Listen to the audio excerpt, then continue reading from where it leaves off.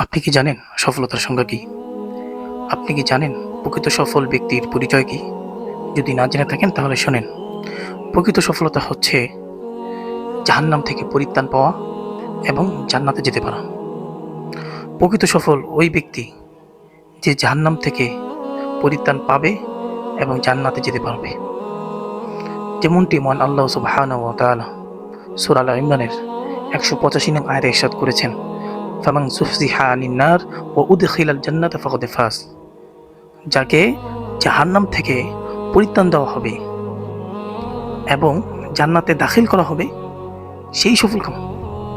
প্রিয় ভাইরা, আমরা সফল এবং সাকসেস ওই সকল ব্যক্তিদেরকে মনে করে থাকি যাদের বড় বড় বিজনেস রয়েছে, যারা বড় অঙ্কের টাকার চাকরি করে থাকে। এছাড়াও যাদের রয়েছে বিলাসবহুল বাড়ি, বিলাসবহুল গাড়ি, তাদেরকেই আমরা সাকসেস এবং সফল মনে করে থাকি।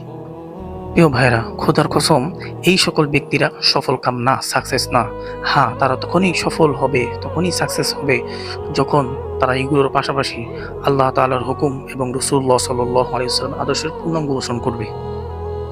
প্রিয় ভাইরা, যারা আল্লাহ তাআলার হুকুম এবং রাসূলুল্লাহ সাল্লাল্লাহু আলাইহি ওয়াসাল্লামের আদর্শের পূর্ণাঙ্গ অনুসরণ করে তারাই সফল কাম, যদিও তারা গরিব হয়। আর যারা আল্লাহ তাআলার হুকুম এবং রাসূলুল্লাহ সাল্লাল্লাহু আলাইহি ওয়াসাল্লাম আদর্শের অনুসরণ করে না, বরং সর্বদা নাফরমানিতে, অবাধ্যতায় লিপ্ত থাকে, তারা ব্যর্থ, তারা সাকসেস না। যদিও তাদের অনেক যশ খ্যাতি রয়েছে, যদিও তাদের অনেক ধন সম্পদ, ব্যাংক ব্যালেন্স রয়েছে, তবুও তারা ব্যর্থ। মনে রাখবেন, সফলতার মানদণ্ড যশ খ্যাতি এবং ধন সম্পদ নয়। সফলতার মানদণ্ড হচ্ছে জাহান্নাম থেকে পরিত্রাণ পাওয়া এবং জান্নাতে যেতে পারা। আর এর জন্য দরকার আল্লাহ তাআলার হুকুম এবং রাসূলুল্লাহ সাল্লাল্লাহু আলাইহি ওয়াসাল্লাম আদর্শের পূর্ণাঙ্গ অনুসরণ। আল্লাহ তাআলা এই কথাগুলো আমাকে এবং আপনাদের সকলকে আমল করার তৌফিক দান করুন।